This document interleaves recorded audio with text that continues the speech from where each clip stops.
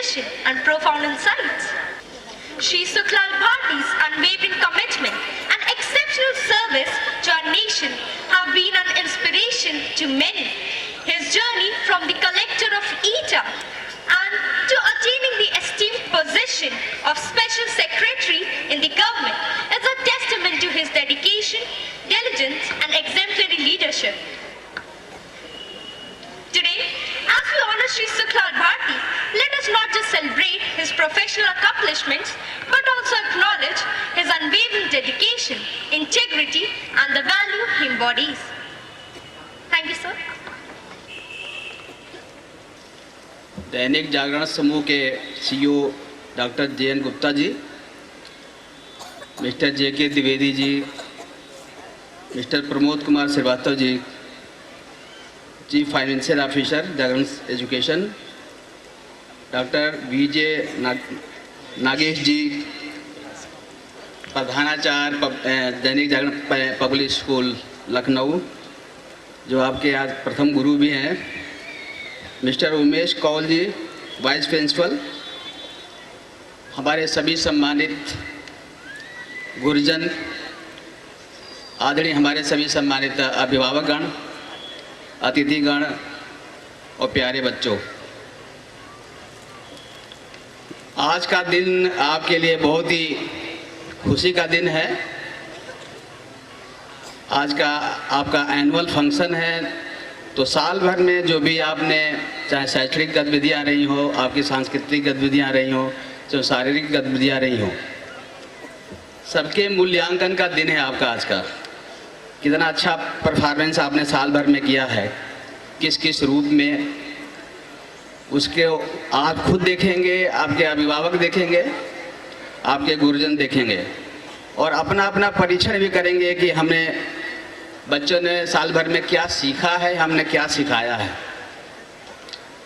देखिए, आज कुछ कहने की ज़रूरत नहीं, बच्चे बहुत टैलेंटेड हैं और मुझे बहुत खुशी है कि आना तो किसी और को था, लेकिन मेरा भाग्य था कि मैं आपके बीच में आया और आपके साथ रूबरू होने का मौका मिला, आपको देखने का मौका मिला, आपको सुनने का मौका मिला।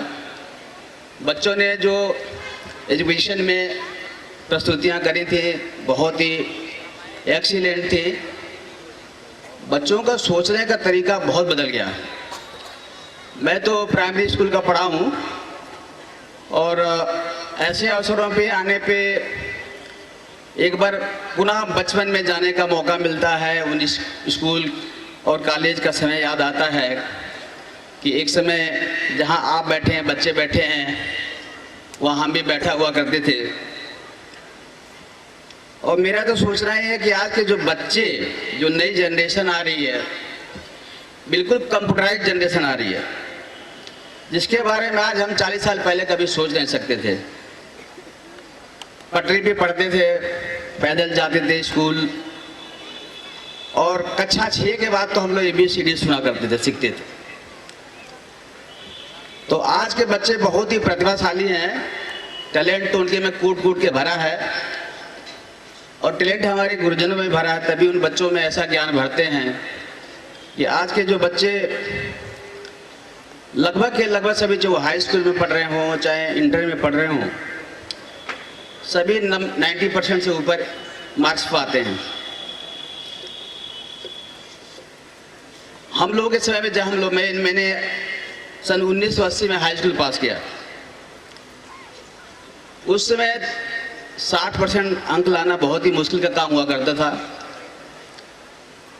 लेकिन अब तो बहुत ही, मतलब मैं क्या कहूँ, जो सबसे निचले दर्जे का बच्चा होता होगा इसमें आज के समय में, वो भी 60% से अधिक ही पाता होगा। तो एक बहुत बड़ी उन्नति या सब सोच में परिवर्तन और बौद्धिक क्षमता में परिवर्तन, बहुत कुछ हो गया है। लेकिन फिर भी आपको अभी बहुत कुछ करने की जरूरत है। अगर जीवन में अगर कुछ पाना चाहते हैं तो कुछ आपको नींद भी हराम करनी पड़ेगी। मैं बहुत समय नहीं लूँगा, लेकिन 1-2 उदाहरण बताऊँगा। मैं पिछले 1 साल से ग्राम विकास विभाग में विशेष सचिव के रूप में काम कर रहा हूँ और इसी समय का 2 एग्जाम्पल आपको देना चाहूँगा कि अगर किसी में करने की ललक है, कुछ पाने की ललक है, तो उसका अपना मतलब सब कुछ उसमें गंवा देता है आदमी अगर कुछ पाना चाहता है।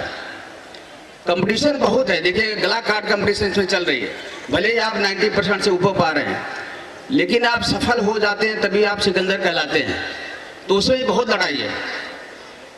पिछले जब हमारे समय में जब हम लोग सर्विस में पीछे सर्विस में आए, फिर IAS में आ गए, उस समय तो इतनी प्रतियोगिता नहीं थी। अब कंपटीशन बहुत बढ़ गया है, तो आपका पढ़ाई का लेवल भी उसी स्तर का होना चाहिए कि आप अगर कोई भी अपने जीवन करियर चुनना चाहते हैं, किसी भी क्षेत्र में चुनना चाहते हैं, तो आपका स्टैंडर्ड जो है अंतर्राष्ट्रीय लेवल का होना चाहिए आपका।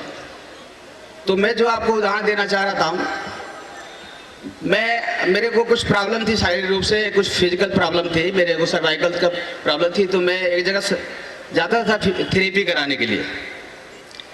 वहाँ एक थेरेपिस्ट थी लड़की, उसने प्राइवेट तो उसने इंटरमीडिएट पास किया, फिर प्राइवेट ही उसने ग्रेजुएशन भी किया। कुछ दिनों के बाद यार पता चला कि उस लड़की जो है उसने PCS प्री पास किया।